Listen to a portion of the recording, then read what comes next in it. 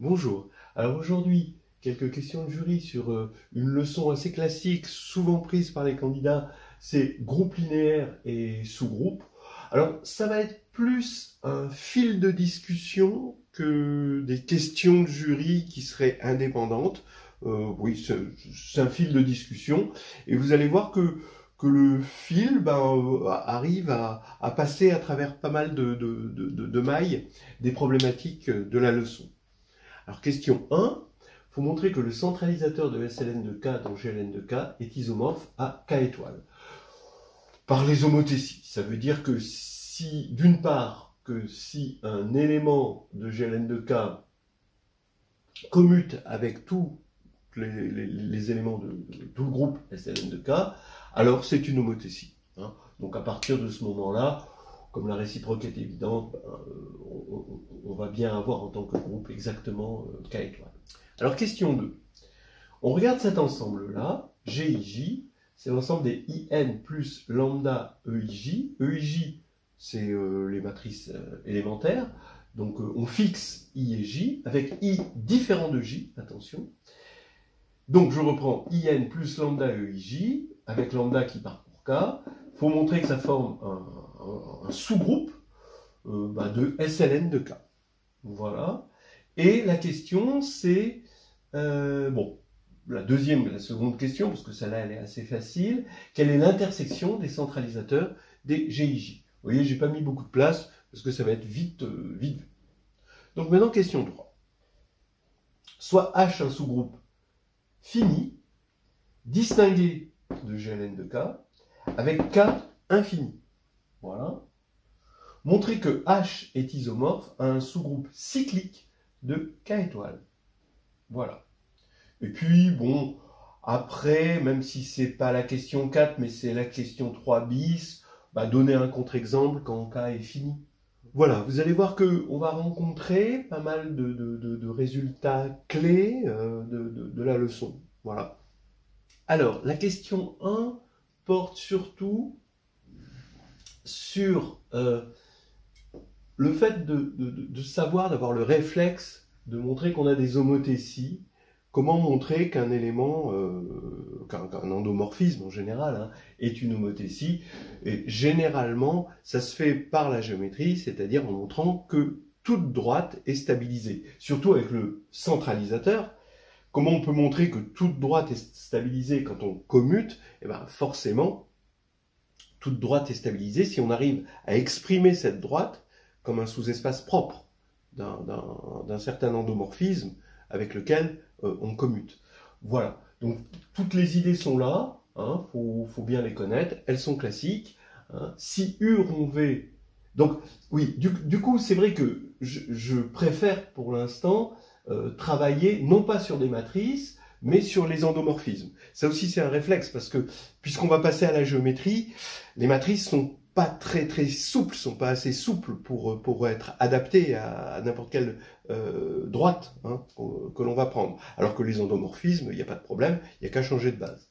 Donc ici, on prend U, justement, on regarde ça de façon plutôt sous l'angle des endomorphismes.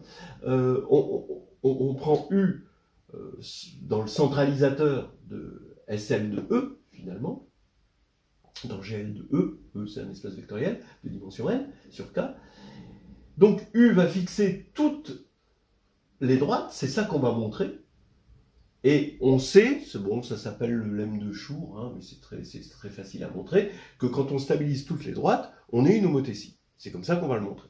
La réciproque est évidente, quand on a une homothétie, on va commuter avec tout le monde. Et on stabilise toutes les droites par-dessus le marché.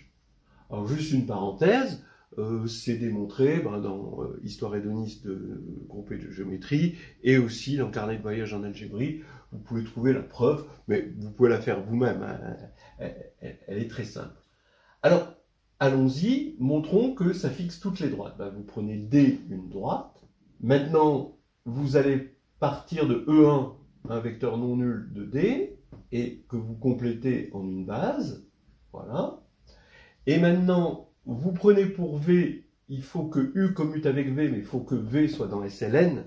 de K. Donc vous prenez V, un endomorphisme tel que la matrice de V dans la base E ici. Alors c'est que des 1. Là je ne pourrais pas mettre des 0, hein, parce qu'il faut mettre que des 1, il faut que le déterminant fasse 1. Et ici je mets des 1 ici aussi. Donc vous reconnaissez peut-être un bloc de Jordan. Hein. Eh bien ça va faire que ici, la droite va être une droite propre. D'accord? Voilà. Ça me permet d'être dans n'importe quel corps, cette matrice. Hein. La droite D, hein, E1, va engendrer en fait le sous-espace propre pour la valeur propre 1. Voilà. Donc D va être fixé par U, selon un stratagème qu'on a l'habitude de voir, hein, qui vient de la commutation. Et donc, c'est terminé, on va avoir des droites. Et évidemment, quand on multiplie des homothéties, les rapports de l'homothétie qui sont ici se multiplient aussi. Donc, on va avoir un isomorphisme avec K étoile multiplié. Voilà. Question 2. Il faut regarder ce groupe GIJ et il faut montrer que c'est un sous-groupe de SLN de K. Donc, évidemment, comme I est différent de J, vous voyez bien que vous avez la diagonale de 1, donc on est bien dans SLN de K.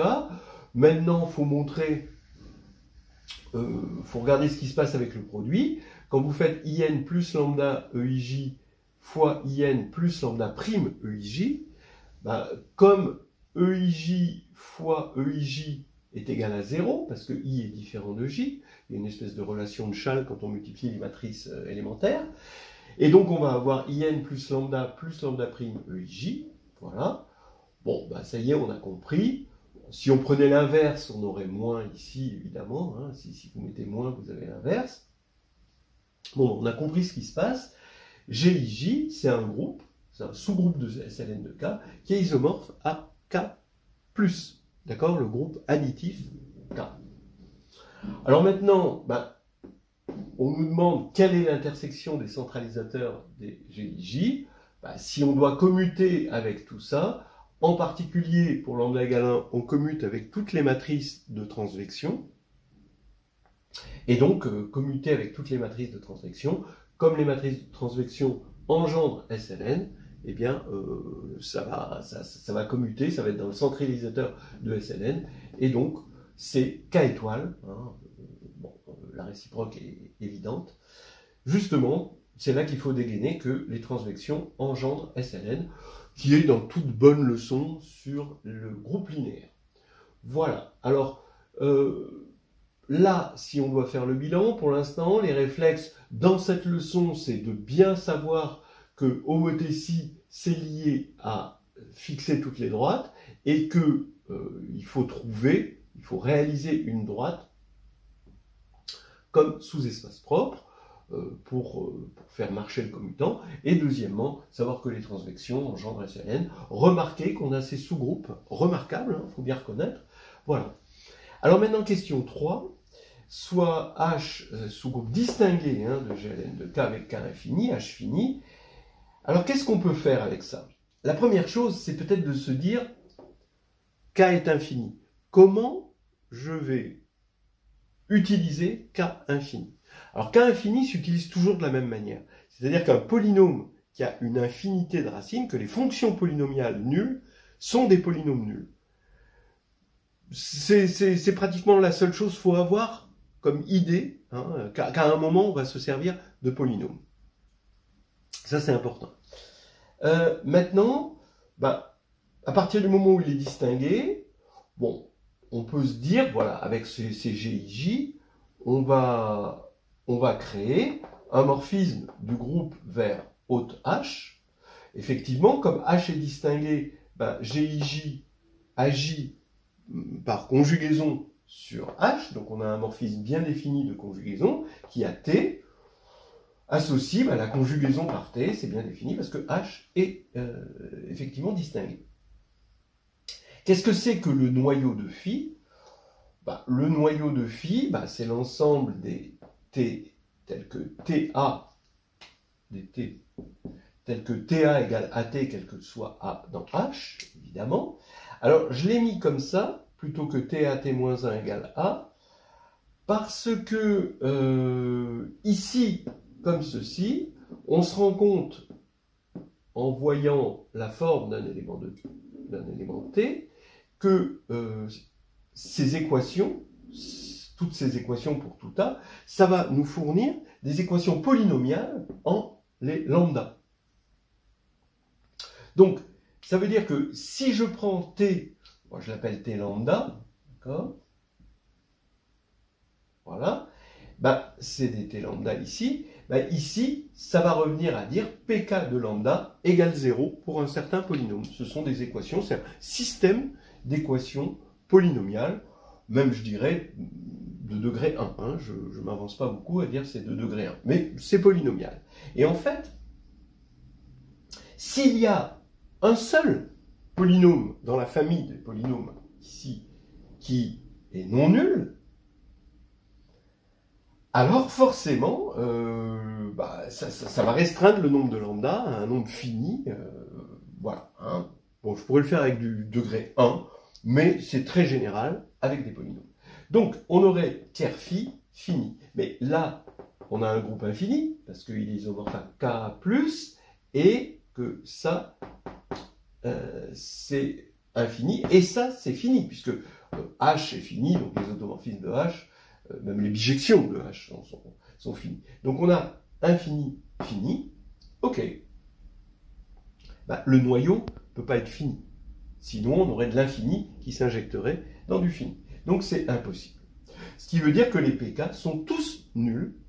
Ce qui veut dire que comme les pk sont tous nuls, ben, il n'y a plus de conditions maintenant. Et du coup, ça veut dire que le tiers de phi, c'est GIJ tout entier. Tous les lambdas vont vérifier. Donc phi est trivial. Phi est trivial, ça veut dire qu'on a, quel que soit t dans GIJ, cette égalité. Ça veut dire que H est dans le centralisateur de tous les GIJ. Ça veut dire que H est un sous-groupe fini de K étoile. Mais les sous-groupes finis d'un corps, du groupe multiplicatif d'un corps, on sait que c'est cyclique. Ça, c'est quelque chose de bien connu. C'est pas mauvais de le savoir dans cette leçon, parce que parmi les sous-groupes du groupe linéaire, il y a K étoile qu'il faut connaître et qu'il faut mentionner. Donc ça, c'est intéressant, et donc c'est terminé. Hein, c'est isomorphe, un sous-groupe cyclique de K étoile. Alors maintenant, un petit contre-exemple. Bah, on va prendre un tout petit corps, hein, le GL2 de F2, qui va agir fidèlement sur 3 droites. Alors effectivement, GL2 de F2, il agit sur les 3 droites de F2. Hein. Vous avez 3 droites, une comme ça, une comme ça. Voilà F2 au carré. Pardon. Ok. Donc sur les 3 droites de F2 carré, évidemment. Donc, il agit fidèlement parce que son noyau, c'est les homothéties. Le noyau de l'action, ce sont les homothéties. Et les homothéties de GL2 sur F2, c'est juste l'identité. Donc on a un noyau trivial, ça agit fidèlement. Donc GL2 de F2 est isomorphe à S3. Bon, par cardinalité, donc il s'injecte, et par cardinalité, on voit que c'est isomorphe à S3. Alors ça aussi, c'est des choses à mettre dans la leçon groupe linéaire, c'est-à-dire ces isomorphismes exceptionnels que vous pouvez trouver aussi dans le carnet de voyage en algébrique. Et ici, comme c'est isomorphe à S3, on va avoir un sous-groupe distingué évidemment A3, qui est d'ordre 3. Est-ce qu'il est dans K étoile? Non, il n'est pas, parce que F2 étoile, c'est juste 1, donc non. Donc, voilà un pot pourri dans un petit exercice, avec des transvections, SLN, de la commutation, du lemme de Schur, les sous-groupes à un paramètre, ce qu'on appelle les sous-groupes à un paramètre du groupe linéaire, des sous-groupes distingués, des conditions de cyclicité pour les sous-groupes finis de K étoile, des petits problèmes polynomiaux et des isomorphismes exceptionnels qu'on peut trouver dans Histoire hédoniste ou dans Carnet de voyage. Voilà, on a fini.